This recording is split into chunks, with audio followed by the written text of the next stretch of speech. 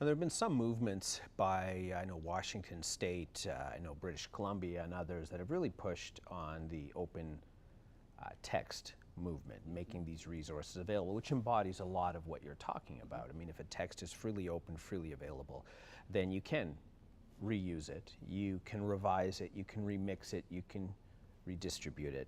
Obviously, all of these functions are possible because you can actually own the thing in the first place.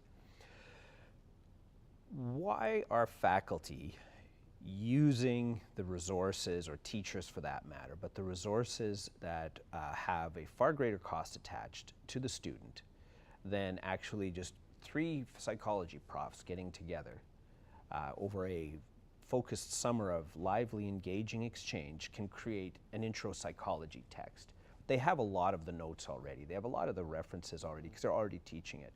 Why is it that we're buying the text rather than community or even just experts creating the text themselves and then pushing it out? Much like you have systems, Alberta I know is on this game as well, British Columbia, Washington State is one of the more prominent ones, at least one of the earlier ones out of this approach. I know the work that you've done in Utah as well fits into that profile. So why aren't academics doing that? Just getting together as a group and then creating that one text for all of their psychology or their math or their Java programming courses? I think there's 2 reasons primarily. The first, which we know from, in the US at least, from national surveys, is that the overwhelming majority of faculty still don't know that this even exists.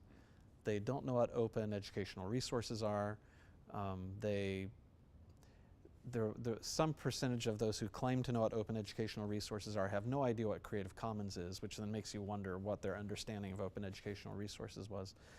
So there's just a lack of awareness that this is even possible, right? When you as a faculty member, especially if you're teaching a high enrolling course like an Introduction to Psychology, when the way that your life has worked for the last 10 years is that during textbook adoption season, free copies of beautifully produced hardcover books just magically appear on your desk and you choose which one you're going to adopt next year.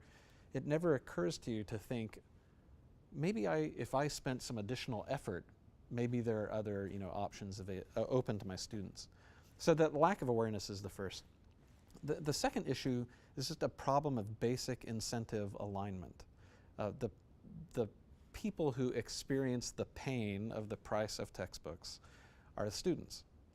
But students don't have any say in the adoption process. That's all done by the faculty. And in fact, not only do faculty not save money when they adopt OER, but anytime you change from one textbook to another set of resources, there's some effort and time involved on your part. And so you're asking faculty to go out of their way to spend their own time for what, at least at the surface level, feels like no benefit to them. It's going to all cost and no gain, and all the gain passes through to the student. And so those incentives aren't correctly aligned. Now in K-12, where you see that the school district is typically the entity that pays for the textbook, it's a much easier story, and that's actually going, I think, in many ways more quickly. OER adoption is happening there because the people who make the adoption choice are the people who pay. So the incentives are correctly aligned. But in higher ed, it just doesn't work that way. It might be worth emphasizing a little bit or talking about the process of textbook purchasing, because I think a lot of people aren't aware of how this happens. So I'll talk a little bit about just sort of my experience in a few instances. So I teach a course on advanced research methods in the doctoral program at Athabasca University. We have a really nice text for this course. It is not a cheap text, several $100s that students will pay for it. It weighs in at probably about 700-800 pages, and so when the student gets the text, they get this really solid, well-produced resource, everything you would expect from a pricey text, great use of visuals and so on. The faculty member, though, gets something that students often aren't aware of. They get access to a suite of PowerPoint slides, they get access to implementation resources, they get access to activities that could be simulations and other tool sets that students never see. So publishers have a very close relationship with faculty members. Now, a faculty member at most universities has a choice to make.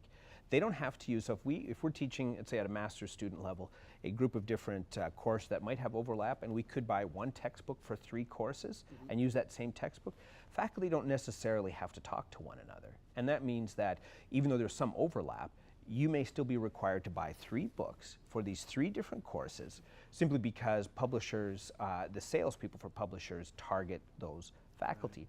And when you're teaching a course, so here's an illustration, there's a new book that's out, and I want to see what that book is about. I can write the publisher, and I can get a desk copy, and it'll come with all the resources and all the tools. Now, when I first request the copy... A desk copy is a free copy. Sorry, I should clarify, yeah. So I get a free copy of the book. And then when I submit that request for that free book, I will say, what course are you teaching, which university, how many students do you expect to enroll, how soon do you expect to make a decision. So that's the sales pre-qualifier for me. And so then I request the book, the publisher sends out the desk copy, I go through it. It's a good book. I may have, like you said, I've got a series of several other books, because there's really only 3 or 4 significant publishers in the space that most faculty deal with. Then if you have, say, psychology, which has huge numbers, they'll deal directly, with a prof there. In many instances, you might have a book where you're taking 50 students a year through it. It's not a huge, but even then, 50 students at $200 is still a decent chunk of change for the publisher. But that's the experience, that's the behind the scenes thing. So publishers connect with faculty. You don't have any cost to get access to the book to see if it's a good book. Once you've made a decision, because you've looked at a number of different books, and this is an easy choice for a lot of individuals. You're running grants, you're mentoring doctoral students, you're working with postdocs, you're running your lab. You then come along and somebody says, do you, George, want to spend your summer pulling together all of these materials, updating your curriculum year in and year out, because knowledge fields are not stable anymore. They've really never been, but they're certainly accelerating. Or would you like to just make your students pay X number of dollars for this book, and we'll give you all of these resources? So it's not just strictly a cost decision for a faculty member. It's quite often a convenience and a time decision, because that almost plug and play view of curriculum is really quite significant. So the text that I use in the Advanced Research Methods course, I could pull together and stitch together a research course that includes that from open online resources. But the time commitment is significant in order to make that happen.